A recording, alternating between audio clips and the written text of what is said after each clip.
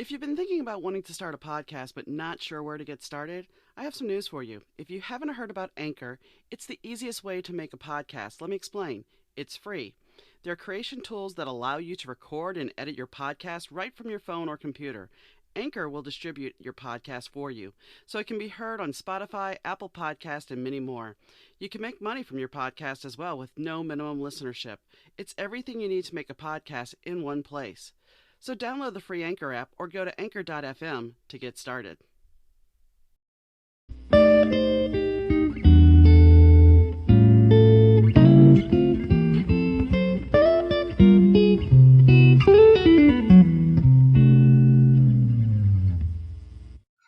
Hi gang, Donna here. Today's guest is Alonzo Richardson. He is the host of the Back Look Cinema Podcast with Zach and Zoe.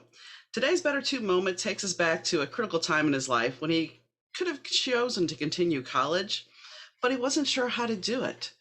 So he ended up joining the military, and that takes us on a completely different path than what he originally had planned. So stay tuned and listen. It's a very interesting story. Hi, Alonzo. How are you doing today? I'm doing great. How about yourself? I'm doing good. So I want to go straight to the Better Two moment. So you could have chosen to continue your college education or not. Firstly, let's go to why you wanted to what were you majoring in college? Well, I went to a community college. Mm-hmm. So, we couldn't afford to go to 4-year college right away. So, my mom and I, we decided we would go to uh, Prince George's Community College. It's a 2-year college, and I had gotten like tiny scholarships for it. So we had started off there. So they didn't have like a major Uh-huh. per se. You could get a 2-year Associates? they call it an AA degree. I forget. Yeah. Yeah, associate's degree. There you go. So I could have gotten an associate's degree there. I did go there long enough, but I didn't want to spend money on classes that I didn't need because I wanted to major in graphic design, and I didn't want to like spend money on classes that wasn't towards that. That's why I never wanted the AA degree.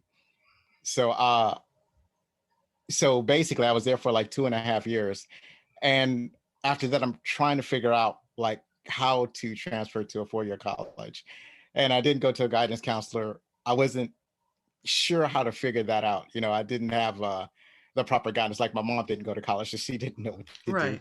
and I didn't get new advice from her. So college is like a 4-year college is very expensive, and I didn't know how I was going to pay for it, and that was like my major concern. And I could have gotten a college loan, but I was never mindful about how college loans work. I didn't ask anybody about it. I just like stood there in the stupor because it's like when I was that young, I didn't realize I could ask questions and find stuff out. And I Mm-hmm. never asked those questions, and I didn't know how to find stuff out. So I would just basically kind of knowing that there were certain steps I could take, but not exactly knowing how to take those steps or the consequences of those steps. I didn't know how college loans work. I didn't know that I could pay it off after I go to college or that sort of thing. And I was really worried about the burden of a college loan. So that was the main reason that I didn't take the step to go to transfer to like a 4-year college and get the degree I wanted. As I couldn't because I couldn't figure it out. I didn't ask the right questions. I didn't know who to talk to, and I'm not sure I would have listened to them if I had talked to them. So Well, and that's a big thing, especially being a younger person. You don't always want to listen to the advice given to you. You're like, yeah, right, I know it. Um, right. so what did you end up doing? I mean, did you pursue your graphic design So at the choices? time, I here's the funny thing that happened. So at the time, I was just working. I don't know if it was part time or full time at a pizza restaurant. So I was just working there, and I'm staying at home and like going to school part time. Or I may have stopped going to school. I'm not exactly sure what I was doing. I think it was like in between school. So it was like after the semester ended, and I wasn't sure what I was going to do. So I'm sitting at home one day watching TV, and the phone rang. And back in the old days, those old phones, there was no caller ID or anything, No. so you answered every call. Yes, yes, The yes. landline. So I answered the landline, and it was like 1992. 92 or 93, something around there. And an army recruiter had called and he asked to speak to my brother. It was my right. The army recruiter called and he had called for my brother. And we had gotten to talking and he had asked me like if I'd be interested in joining the army or whatever. And in the course of the conversation, I asked, well, is there a program where I could draw in the army where I could be in the army as an artist, because I knew that there were like journalists in the army, and there were all different types of jobs in the army. And so I was wondering if that was available. And he's him being a recruiter is like, yes, of course there is. Yeah. Yeah. And so we just want your body. And we so don't I, we'll tell I you go anything. to right. So I go to the recruiting station and thinking that I knew that I wasn't sure. No, I'm not going to say I knew anything. I wasn't sure what the path would be to go into being an artist in the army. But I go into the recruiting office. I set an appointment with I think it's called the MEPS station, whatever the station's called, where they test the recruits' aptitude. So I go there and I take the test, and and they ask a lot of like math questions, and they ask a lot of which I'm not very good at. And then they ask a lot of mechanical questions, and I don't do mechanical stuff. At least I didn't do it back then. I don't know anything about cars or working on engines. I'm not an engineer. None of that stuff. That's all beyond me. And so I basically tanked that part. And when I was done, there were 3 jobs that were available to me. The first was uh, an infantryman, because everybody qualifies to be an infantryman. It unless you're doesn't matter. unless you're flat-footed or have some kind of health issue. Yes, that's the case. Well, yeah, but if that was the case, they wouldn't take me at all. Okay. So everybody that they take qualifies for infantry. If you can't qualify for infantry, then they don't really want you. Okay. The second one was for a cook, but I had been like in a pizza restaurant for I don't know, like 5 or 6 years. So that's not something that I really wanted to No. investigate. So the other was a truck driver. So I was like, well, let's see what that's about. Let's choose that one. I had no idea what that would mean. Oh I just boy. knew I didn't want to be a cook or an infantryman, and the job that I wanted was not here. And that's what I did. So I went on ahead and and so that basically was the divergence. I was going to go into the 4-year college, or I was going to go into the army, and I didn't know how to pursue my college aspirations. So by chance, almost, I ended up going into the army. And so that was the huge divergence. I never did get to be a graphic artist in the army. Never No, but happened. let me ask you this: after you were done with the army, did you go back to school?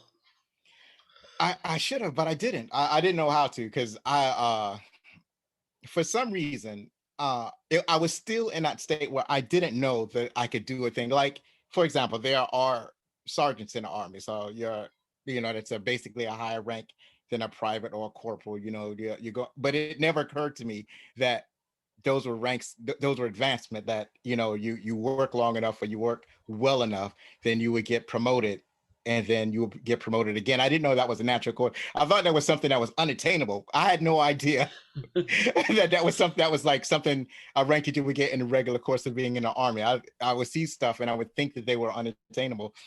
Or certain jobs, like I remember talking to this about somebody else, like being on the radio. I didn't know that was a job that people studied for and did. I thought they just happened magically. You know what I mean? So Yeah. it never occurred. So I was still in a state where I didn't know how to go back to school. I didn't ask the right people. I didn't go and seek counseling. I didn't do anything that would help me towards that goal. So I didn't, as a result, I didn't go back to school, because I think the GI Bill was attainable, but I didn't know how to access it. And then I didn't talk to anybody about accessing the GI Bill so that I could go back to school. So I was still, and I could have did it perfectly. I was still living at home. I was in the National Guard. I wasn't in the Army. So I could easily have gone back, access to GI Bill, gone and transferred to a 4-year college, and continued my aspirations of being a graphic artist. But it's just, for some reason, I couldn't figure out how to do it, and I didn't know who to ask. And I You froze again. You said you didn't know how to Okay. ask, and then you just kind Right, of. right. I was saying I didn't know how to ask the right questions. I didn't know who to ask. There were counselors available, but I just never uh persisted in asking how to, access the GIBO, how to go back to school. Like I still had my college transcript and whatnot. I could have still applied to some of the local colleges because I live in a metropolitan area. There were a few colleges around where I could have gone to college from home, but I just never tried hard enough. It seemed at the time that like I had got out of basic training, I was in the Army Reserve. So I was only going to drill like 2 days out of the month, like one weekend a month. Yeah. And then it would be 2 weeks out of the year. So I didn't know how to uh ask the right questions. I didn't know that I could ask somebody to help me get to where I wanted to go. So Well, yeah, go ahead. no, go ahead. No, I would just say I was just still dazed and confused at the time. Do you think any of it had to do with pride? Not really. I was just not smart. That's like I was book smart, but I Mm. wasn't like street smart. It may be that I was not ambitious enough to do those things that I wanted to do. So Okay. I couldn't or I another thing I was worried about, I guess I was worried about working and having enough money to, like pay for basic meals or whatever to get through school or paying for the books. Cause it's like you're growing up in poverty, you're always worrying about the cost of things. And that's definitely one of the main concerns that I had. And So poverty. They say poverty thinking keeps you down, and you continue to think that. And in a certain aspect, it does. And I mean, I've talked about going to Catholic school before. I went to an all-girl Catholic school my first 2 years of high school, and my friends had brick homes, and my friends had really nice cars and everything. Meanwhile, my grandma and I are taking a bus, the public bus, to go to the grocery store, and then taking a taxi, or going to the laundromat to wash our clothes, walking there. So while all my other friends are all living the high life, I'm sitting there, trying to act it, but dealing with right, real right, life. right. So I mean, I get the poverty thinking. I get it, and you don't think it's attainable because it comes. Dare I say, does it come down to your self worth? That you're feeling maybe you're not worthy enough to try to do this. That it's unattainable. I mean that might be the case. I couldn't answer. I don't know if I felt unworthy. I do know that when I was growing up, I was shy. I was an introvert, and so I just did what I was told. They didn't ask any questions. I wasn't forward a lot of times, So that made, and I did have low self esteem. I did have, it's like it was pretty bad. Well, and see that right there tells you why you didn't go after it, because if you're shy and you have low self-esteem, you had to be terrified that you were going to ask something and somebody was going to look at you and go, "What, are you stupid?" And I'm not saying you were, but I'm sure in the back of your head somewhere you had somebody say something to you like that during your lifetime. Oh yeah, plenty of times. But mostly it's more like um if it felt like it was going to be too much trouble, I wasn't going to do it. Okay. I was not I was not about trying too hard to do anything really. So so that I think that had a lot to do with it. So after your 4 years in the reserves, what did you end up doing? Oh no, I so yeah, it's if I was a writer, my life would probably make an interesting novel, but I don't know how to write. So what actually happened was I ended up transferring from the reserve to the National Guard, and I forgot what my reasoning was. I have no idea why. I think it was because um, the reserve unit. It's like I live in the Washington D.C. area, so um, the reserve unit was further up north in Maryland. I can't remember exactly where it was, but it was like about an hour away. I needed my mom's car to get up to the unit, so I had to borrow the car for like 2 days for it to go. I, I would take my mom's car for 2 days to go to the drill, and then I would bring it back. But then it was I think I found out somehow that there was an Army unit that was closer to me that was actually in Washington D.C. and they were a transportation unit, and the unit that I was a part of in a reserve was not. The other unit was a National Guard unit, so I will have to transfer services to go to the National Guard to join that transportation unit, and it made sense to me because I was a truck driver. So I Yeah. was with them, and I think I had to sign a new contract. I don't exactly know how that goes. I don't remember. So, anyways, so now instead of in a reserve, I'm in the Army National Guard. It's pretty much the same. The only real difference is that the reserve is basically funded and operated by the federal government, and the National Guard is uh, basically run by the state. So you hear troops getting called up for disaster relief or something. It's usually the state that's activating their National Guard under the guidance of the governor. Okay. So um, at that time, my current partner, I remember this is, I think in 1993, my current partner, she was in the regular army and she had been stationed in Hawaii. And she asked if I wanted to live over there. Like we had a relationship when she was stationed in Virginia, and we were together for some months. And then like she called me like, I don't know, maybe a year later after I was in the army and everything, asked me if I wanted to live in Hawaii. And Hawaii, that sounds exciting and exotic. I was like, sure. So she basically helped me move to Hawaii, and Nice. I switched the National Guard unit from Washington D.C. to Hawaii, and so we stayed and lived together in Hawaii for like 10 years, and at that, I'm still in the National Guard at that time, and she at the time that I came over, she was in the process of getting out for medical reasons. She had developed what was that? Diabetes. She had Okay. type 2 diabetes, so she got that while she was in the army. So they're giving her a medical discharge, and so that happened, and we just basically stayed there for about 10 years. So we stayed, and it's like at this time I totally given up, not given up, but just never even thought about uh going back to try to go to school with that, because now I needed to, because Hawaii is a little bit expensive. So now I'm just concentrating, we're both concentrating on just working so that we can live in Hawaii. And so we stayed there until and then at that time, my son was born, her daughter came to live with us. We had fun with some of the things that the touristy things and the local things that we got to do while we stayed there. So it came to pass that the Iraqi war happened. This is after 9/11.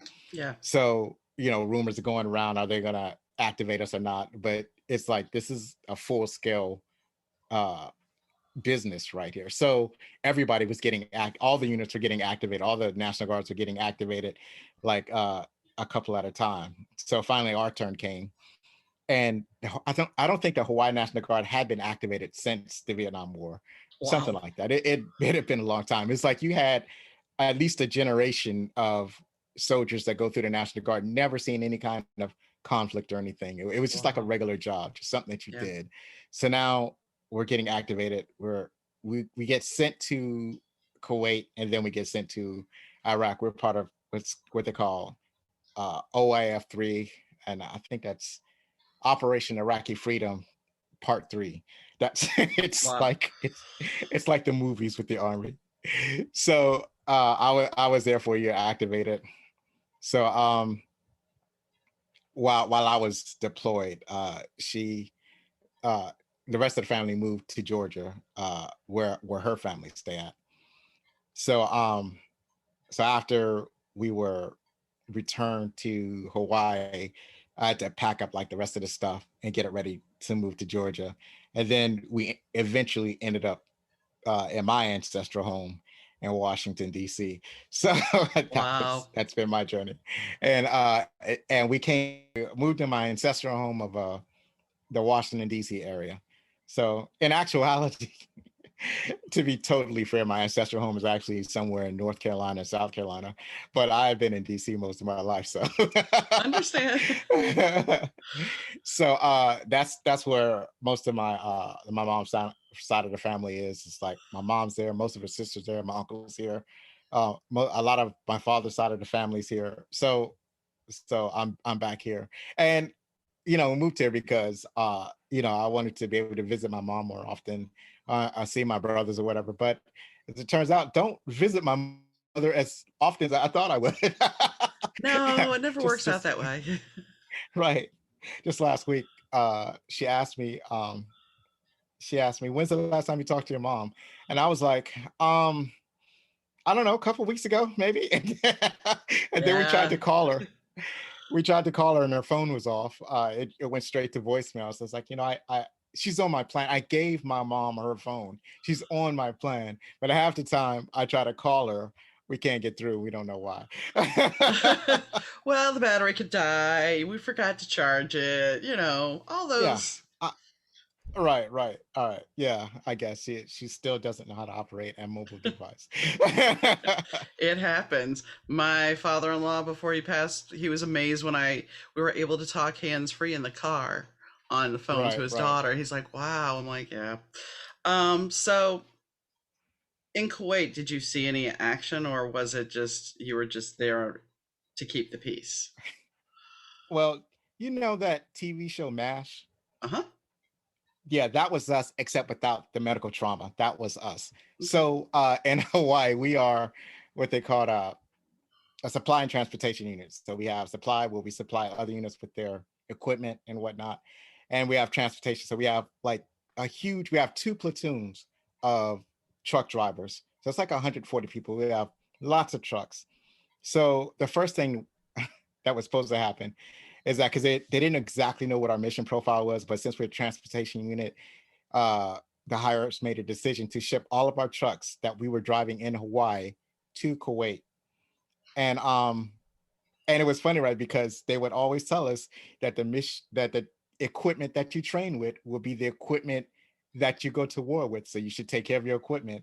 And we're all half Oh. believing. And it's like, oh my God, we're taking these same old crappy trucks to to Iraq to fight to serve in a war. And Wow. so most of these trucks were I guess you can think of them as giant pickup trucks. So you've That's seen them in the movies where they've got the six wheels and they've got the tarp that covers the bed of the truck. Those are the trucks that we're driving mostly. So they ship all of these trucks to Kuwait. They find out what our mission profile is. Turns out we would not be doing a lot of transportation. What our mission was is that we were supposed to take over for, I forgot, whatever the previous unit was. It was a regular army unit. And their mission was to guard the basically the perimeter of the Iraqi air base. I forgot. I think it was Balad. I don't know. It was Balad Air Base or Balad Airport. It was some kind of uh, Air Force base, and that was near Balad. So we we the army had taken over that base like a couple years ago. So the perimeter had to be guarded by soldiers. So our unit was to take over that mission. We had a medical unit in our battalion, so the medical unit would be transferred to, I guess, Kuwait Hospital, or no, not Kuwait, Balad, that whatever the hospital was on the air base, and then the rest of the unit. I think the maintenance unit would still be doing their job as maintaining trucks or whatnot, but everybody else, they were going to be serving the perimeter. So in my company, we guarded the front gate. So we took over from the, and originally it was um, us and Iraqi soldiers, the Iraqi soldiers that the army was retraining. We were joint protecting the front gate. So, and we renamed it Anaconda. That was the code name. So we had this long approach to, right. So there's a long approach. And so we could see like for miles if anybody was approaching in any direction. They gave us this equipment where you could, of course, we had night vision equipment so that you can see in the dark. But also we had this, it was like an extra bright flashlight. It would you couldn't look at it with your naked eye or you would go blind, and it would put this filter on it. So when you shine it at night, you couldn't see the beam because of the filter, but with your night vision goggles, it lit up everything like as though you had a spotlight from a helicopter. That's Wow. how everything was lit up. So that we had neat stuff like that. So yeah, that was our job. We're guarding to the perimeter. The only action that we saw was every once in a while Iraqi insurgents would send mortars over the perimeter fence, or it's like a wall. So they would send mortars over the perimeter wall, so it hit inside. They couldn't aim, so it would just hit anywhere. They would just basically hit indiscriminately, and then they would run away. So I don't think I've never been told that these people have ever been captured, because they would just shoot and they would run Uh-huh. away. So it was and so that was really the only action. And it's funny because at first they would send mortars over, and then like the protocol was you would put on like your protective vest, grab your weapon, get your helmet, and you would run to they had these concrete tunnels. They weren't underground, there was above ground tunnels that you would run into, and you would basically wait until they stopped with the mortars, and then you would just go back to sleep. And that lasted for about a month, and then that got old. So whenever they did it, we just stayed in our bunks. It was like, well, Wow. if it hits, it hits, because I Wow. don't. And nobody ever got hit. Good. So that's awesome. And it wasn't like continuous. It was like every once in a while something like that would happen. It was like a storm. Every once in a while a storm would happen. Yeah, they would send a couple mortars over, and then it would stop. So since we were convinced that they didn't have anybody on the inside revealing our location, since they couldn't target us, we didn't find it necessary to get out of our most comfortable sleep, and then and go and find our gear and go under the concrete, which wasn't really that effective anyway, and wait for them to stop shelling, and then they're not even shelling, they're just throwing mortars, and then go back to our bed. So that was a lot for us, and we stopped doing it. So I'm glad you none of us guys are saw safe. actions. Yeah, there was an adjacent unit that sort of kind of saw some action, but not really. Maybe a couple of shots fired. The most traumatic thing that I saw was they had uh they had to bring in an Iraqi officer because he had been shot up and he was covered in blood. I only got a glimpse of him. I was on duty that day. And they just rushed him through, and so to get to the hospital. But that was his action. That wasn't ours. Yeah. We just reacting to something that somebody else had experienced. I remember a friend of mine. Well, this is when we were really trying to win the hearts and minds of the Iraqi people. So we had a lot of Iraqis coming inside the base. There were a lot of Iraqis working in the base. We had Iraqi translators to help us with our work. So you had a lot of civilians come in. Iraqi civilians were allowed their weapons. A lot of them had what you call it, like automatic weapons, like assault rifles. They had a lot of assault rifles. So this one particular guy that came almost every day, he had uh, a nickel plated AK-47, so with a matching magazine. Wow. And a friend of mine, he was fascinated with that weapon. So we were out on the furthest part of of the gate. So there's a road leading up to the gate. We're at the very first checkpoint. And so since he was fascinated with his weapon and he didn't think he was going to get caught, he asked the guy to see the weapon, and he's checking the weapon, and then he chambers around, he fires it off into the distance. He's like, yeah, it works, it's awesome. He cleared the weapon and gave it back to the guy. And then later on, one of our officers, he asked him, he's like, yeah, you're at the front gate, right? It's like, yeah. It's like, yeah, we saw like somebody fired off a weapon. What happened? It's like, oh yeah, it was misfire, sir. Oh boy.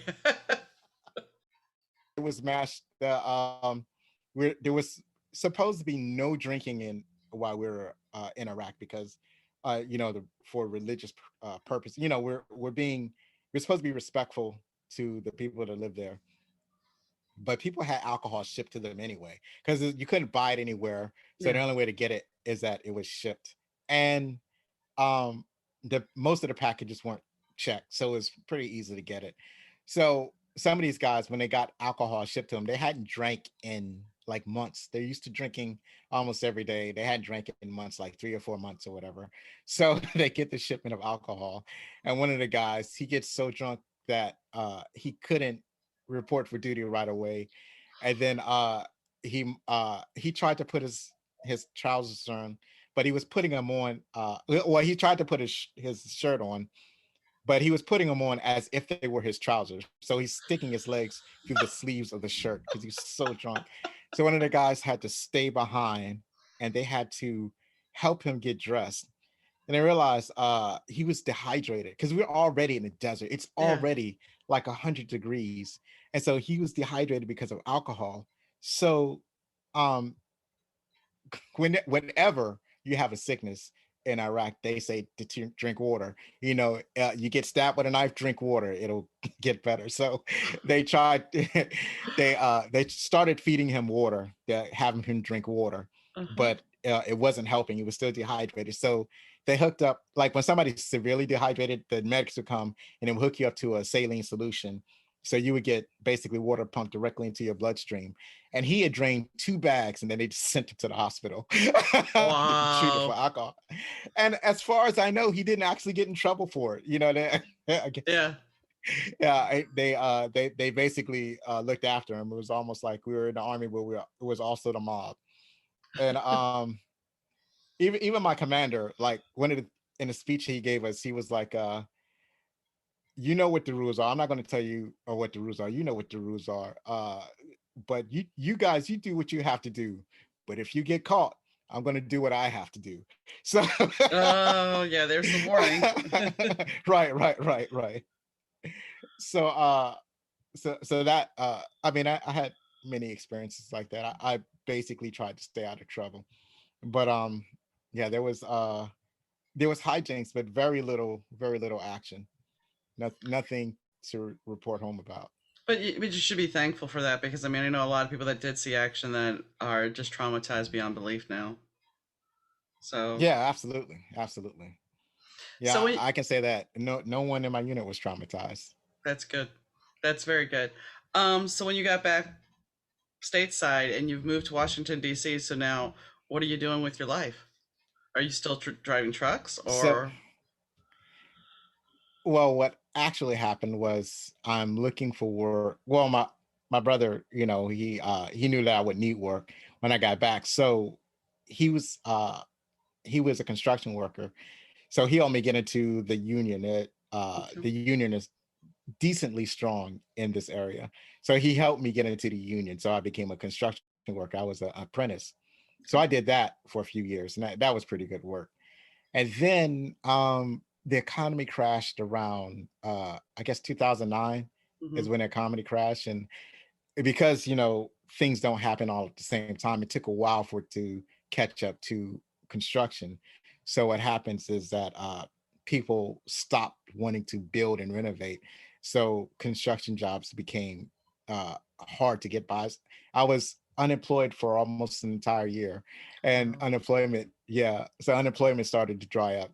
So that is when I was still in National Guard. I'm trying to think which unit it was. Um,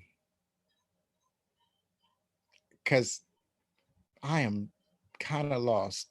Okay, I remember now. So when I got back, I had joined a unit that was in. I'm trying. It was near Baltimore, right? Mm-hmm. So most of the soldiers that were in that unit were from Baltimore.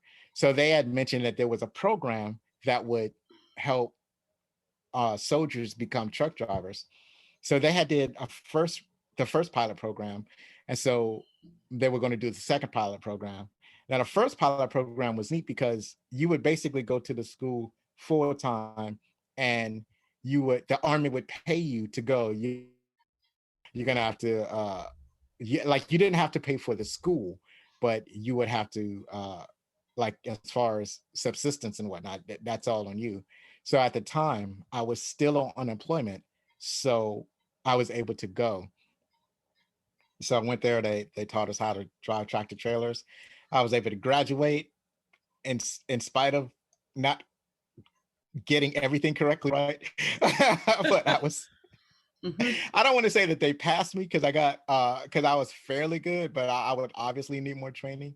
So that's when I was recruited by a trucking company, and they'll get people that just graduated, and they'll put them in an advanced training program where they basically you're partnered with an experienced driver, and they would teach you more about driving. And so I went through that program, but I kind of flunked out of that first program. So and I had to go through like two different drivers because the first driver, I think it was, I don't know if it's around the holidays or something, but he was going on vacation, so he had to pass me off to a second driver. And the second driver, uh, I was with him until I had finished the program, but he didn't feel I was good enough. So so I washed out, and I was terminated by the first trucking company. So then I went and applied, and I got a job at a second trucking company, and that's the company I work for now. So they had given me some additional training, so I was able to pass that training, and I've been driving trucks since then. So that's My basically the journey. my mom was a truck driver, and my ex husband became a truck driver. So I I know the whole the whole gamut, which I'm sure a lot of the listeners don't know, but yeah, I know about you get hired with a company, you're going through training, and you're going to go through training just like with any other job. I mean, even a grocery store clerk, you Right. used to have to go through training. I'm sure you still do. Um, but now, besides that, now you have a podcast called the Backlook Cinema Podcast with Zach and Zoe. Yes. So So what made you that decide to was, do that? go ahead. What made you decide to do it? So what happened was even back then I listened to a lot of podcasts. I kind of discovered podcasts by accident. So one of the shows I listened to is it's well, now it's called Fat Man Beyond. So it's two guys, Mark Bernardin and Kevin Smith. I don't know if you know any of those guys. So Kevin Smith is a director. He Mhm. directed Clerks, and as he would tell it, he's been living off of Clerks ever since. I mean, he's made a bunch of movies since then, Yeah. but his Clerk is his real claim to fame. So so he's also a comic book writer. He directs a comic book affiliated television, and Mark Bernardin is a writer. He's written comic books, but he's mostly like he began as a journalist, and but now he's more of a television writer. So I started following him on Twitter, following both of them on Twitter. So it came to pass that I don't know if it was on a show, on a podcast, or something that he tweeted. But during the pandemic, he started to do things with his son. So one of the things he did was he did a food bracket. They would go to fast food restaurants and rate the best like fast foods in the area, like the best hamburgers in their area. And it would go, and it had like a bracket, like a sports bracket, and rating different fast foods. Another thing that he did with his son is that he started watching movies with his son. That Okay. his son is a teenager. His son had never seen these movies, right? So they're Hmm. like older movies that he loved when he was growing up.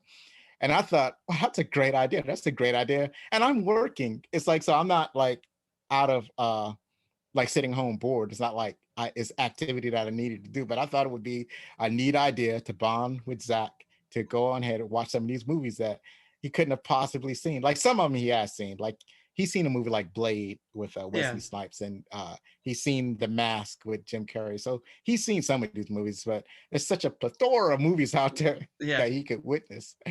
So and one of the first movies I thought of to watch with him was Highlander, Okay. because my son is a lot like me. I can see if he was not like me, if he liked totally different things, like if he was a dude that was into sports, it's not something I would consider doing, or even making a podcast with. I would, it would be something else. But he likes a lot of the things I like, but he likes them in different ways. So he likes the same movies, the same types of movies that I like. He likes anime, uh but he likes, right. So he likes anime. I like anime. But he likes different anime than I like. And we both like animation in general. Actually, he had turned me on to some animation. Like I had not been watching Rick and Morty, and now it's one of my favorite shows. He had turned me on to that.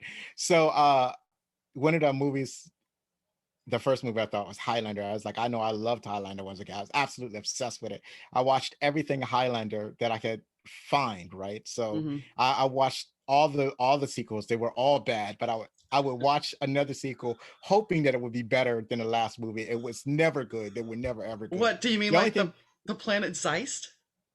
yeah, I watched that one. That was horrible. I hate that. I hated that it seemed like they ruined the mythology. It's like, why would you, why are Yeah. there aliens? I don't like that at all. So so they never that and when I watched the movie this time with him, I realized why all the movies were bad. But one was halfway decent. Not it wasn't a movie, it was a TV show. The TV show, I really liked the series. I liked Adrian Paul in that role as a different McLeod.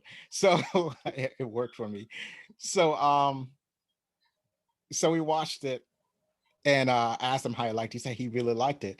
I was like, I knew you would like it because I liked it. This is no way. Then another movie we watched was I'm trying to think. It's the one with Arnold Schwarzenegger when he goes to Mars. Total Total Recall. Recall. Yeah. Right. So we watched Total Recall. I loved this movie when I was growing up, and I knew that he would love it. And I was right. He loved it. And we watched another movie. So and after that, I was like, we should do a podcast. And he's like, no. He was totally against it. And so I kept so every time we do this, I kept encouraging him. And then I did this big presentation, like a, what do you call that? It's PowerPoint. it's kind of like a PowerPoint. Yeah, I did a PowerPoint presentation and why it'd be great to make a podcast. So he finally decided to give it a chance. And that was in November. We did our first episode. We did what was our first episode? I want to say it was Hunt for the Red. No, was it Hunt? Nope, it wasn't Hunt for the Red October. I can't. Oh, I remember now. It was uh Rambo. It's not called Rambo Rambo First 2. Blood. First Blood. Not Rambo first. The second one. What's the second one called? Oh, I It's don't. not called for. It's called. It's called. It's not called Rambo 2.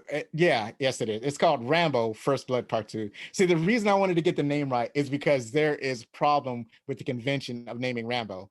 The first movie is called Rambo First Blood. The Uh-huh. second movie is called. No, actually, it's not even called Rambo. The first movie is called First Blood. Just First Blood. That's the first movie. They didn't intend to make a sequel. The second movie is called Rambo First Blood Part 2. That makes total sense. You have First Blood, you have First Blood Part 2.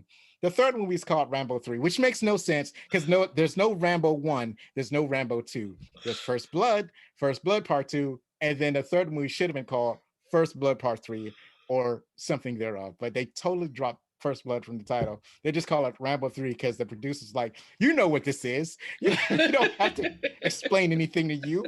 Yeah, you're not stupid. When this is the third movie, it has Rambo. We're going to call it Rambo 3, and it's been Rambo since then. So I didn't want to start with First Blood. So we started with Rambo First Blood Part 2. And that was the first episode of our podcast. And we've been able to do it almost every week ever since then. So that was the and he's still resistant, but he's at least compliant. Compliant is good, and I mean, Right. you get to spend some time with him. You get to watch movies and talk about movies, and you invite people on. I was lucky enough to be part of that, so it's a good podcast. It's fun, and I think being able to talk to a different generation about movies you love, especially since it's your son, it's an adventure. Because you can see it through his eyes, fresh eyes.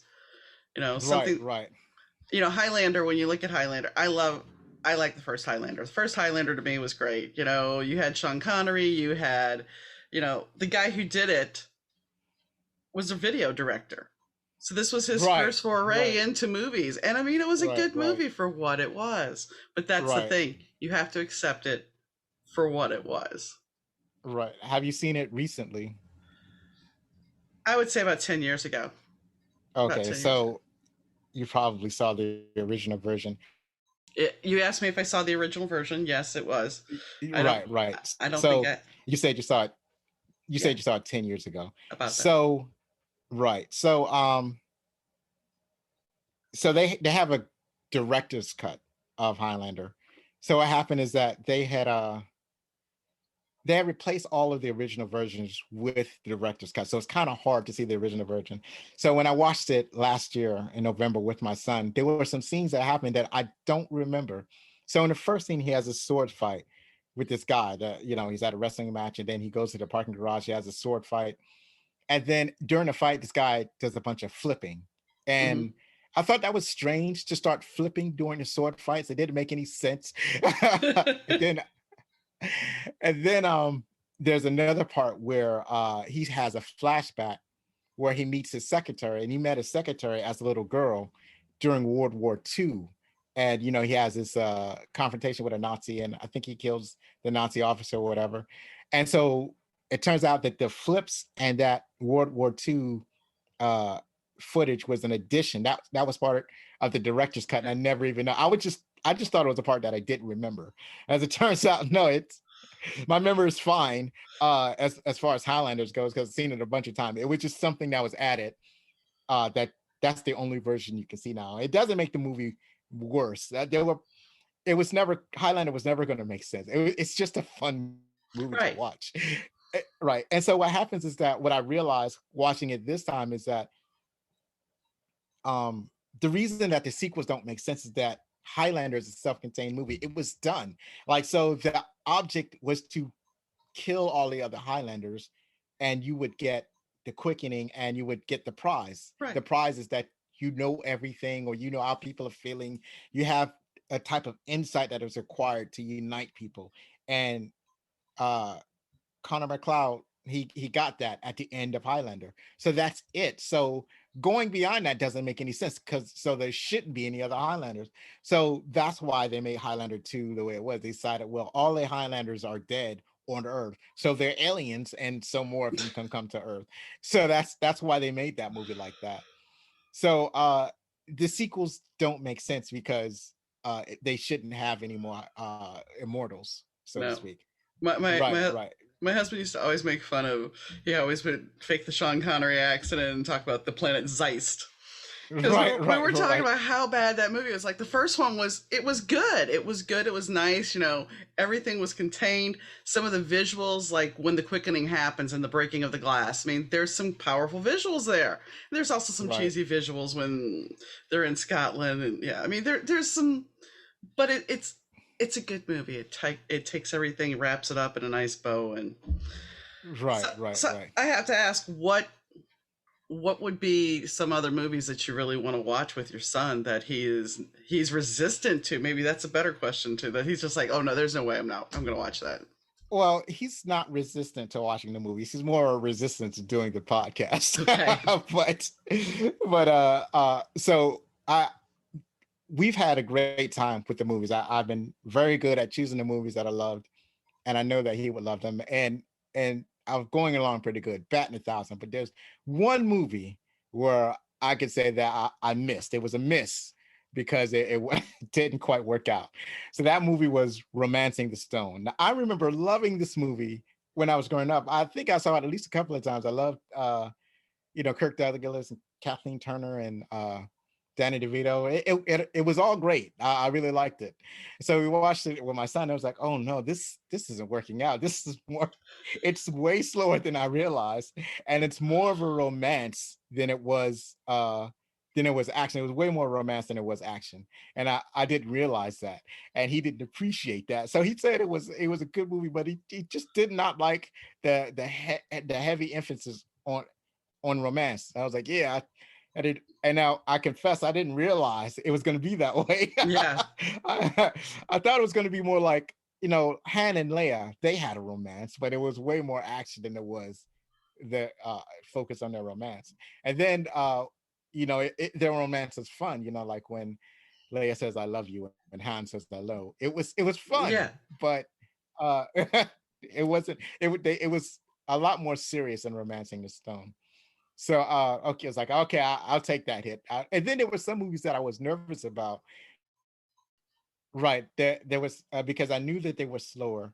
So what I was is that but I really liked them, so I was going to take a chance on these movies. So they were less about action and more about tension and drama.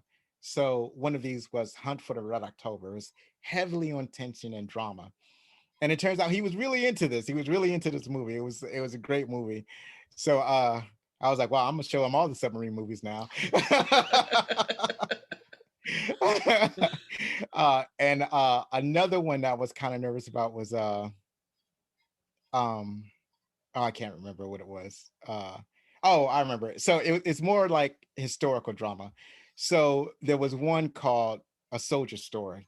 So that was I'm 90% sure it was a fictional story. So that was I think his name was Howard Rollins. He was a actor that was on The Heat of the Night, so the TV show with Yeah, Carol O'Connor. yeah, I Right. know. So Rollins, he was a black officer. He was like one of the first black officers, and I think this was in World War II. So there was a murder at a southern military base, and he was sent from Washington to the southern base to figure out this murder. So it was this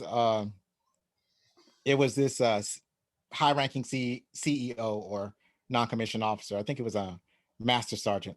So the murder of this master sergeant that apparently everybody hated. So if everybody hated him, they had to figure out who's Good luck with who could have murdered him. that. Right. Who could have murdered him? Everybody hated him. So that was all drama. It's hardly any action. There's all drama. It's one of the earliest roles of Denzel Washington. And when he was up and coming, he almost didn't take the role, but when he saw how important his character was, he took that one. So he really liked that one, and I figured that he would like it because earlier he saw Straight Outta Compton, which is a documentary about, well, not a documentary, it's docudrama, I guess. What do you call those type of movies? Yeah, docudrama's about right. Right. So a docudrama about NWA. So he saw that, and he liked that movie. So if he liked that movie, then he would probably like A Soldier Story, since they're about the same pace. So, and he really liked that movie. So I guessed correctly on that front. So yeah. Have you thought about Platoon? I didn't see Platoon, so I can't do that one. Oh, There was Platoon. right. There were so many great movies that I missed in the 80s and 90s. And I totally, it's like I would always plan on watching these movies, but I never got around to watching the But movies. So but here's the thing. Maybe one or two episodes you should do this. Maybe one or two episodes you guys should sit down and watch a movie you've never watched. yeah, I had considered that. I definitely considered that. I did do a special episode with him where because I really wanted him to get more involved. I want him to be comfortable with doing the show. So one time I was like, why don't you choose the movie this time? It doesn't matter. You can choose whatever movie you want. Just choose a movie. And he chose the original Space Jam. And my Okay. heart kind of sank a little. But Well, but it is timely he though. loves that movie.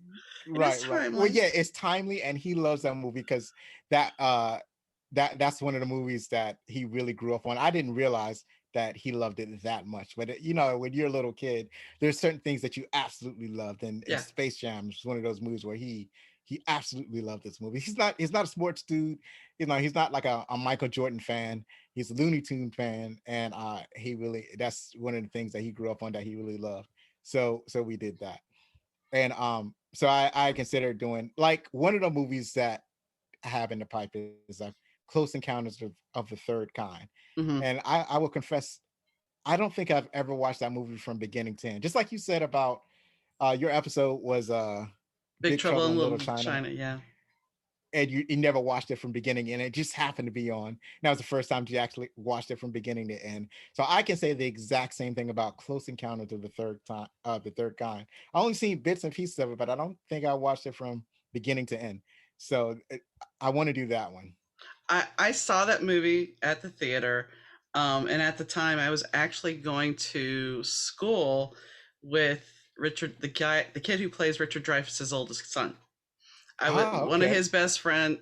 His brother was one of my best friends, but we were all in school together. So he kind of disappeared from school. It's like, where'd he go? And then we came back. Everybody's like, oh, he was in a movie. He did some TV work too. So it was just kind of like, oh, Right. all right.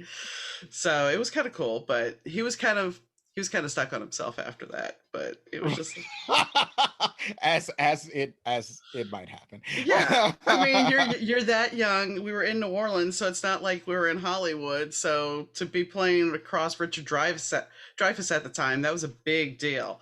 So I don't Right, blame him. I don't blame him. I mean, right. Well, that's big. I had a. I would just. I'm sorry, I didn't mean to step on you. No, go ahead. Go ahead. uh, um, I had a brush with an actor when I was in school. So, our school was transitioning to what's known as a magnet school. So, the magnet part was visual and performing arts. So you would get actors or like painters or whatever to apply to the school, and I think You had artists and actors apply to go to the school or to come to the school. right, because it was transitioning. So I confess I don't remember the dude's name, but he was in a lot of plays, and I was a photography student, so I was sent to photograph these plays or whatever, and I had to photograph him to give him a headshot for he because he one of his first jobs professionally was a guest appearance on the Cosby Show Okay. as I don't know, somebody's boyfriend. So the computer loves us. Yes, obviously. So somebody's boyfriend, that's where we were, and then it just Yeah. Yeah, so he played somebody's boyfriend on the Cosby Show. And then later on he went on to act in I seen him the first time I seen him was he was playing a character on Agents of Shield, the Marvel show. But he's been on Angel, and he's been on like he's played a lawyer in a lot of TV shows. So he's if you so want I'm to glad type that Go ahead. no, I'm just saying I'm glad that he's able to achieve his dreams. Yeah. I mean, if somebody wants to typecast me as a lawyer, by all means, let's go. Right. So, since we are having technical glitches, I guess it would be a time that we should be wrapping this up. Your podcast is out every week, correct? That is correct. It's So- out every Saturday. Thanks, guys, for tuning in to the Better 2 podcast. Your listenership is greatly appreciated. If you like what you hear, remember to hit subscribe. We also have our videos on YouTube. They're usually posted the same day as the podcast, and you should check it out. If you have a question or you would like to be a guest on the show, please drop me an email, and I'll be glad to talk to you about it. The email is Dauna, Dauna, at thebetter2podcast.com. Thanks again for tuning in, and catch you next time.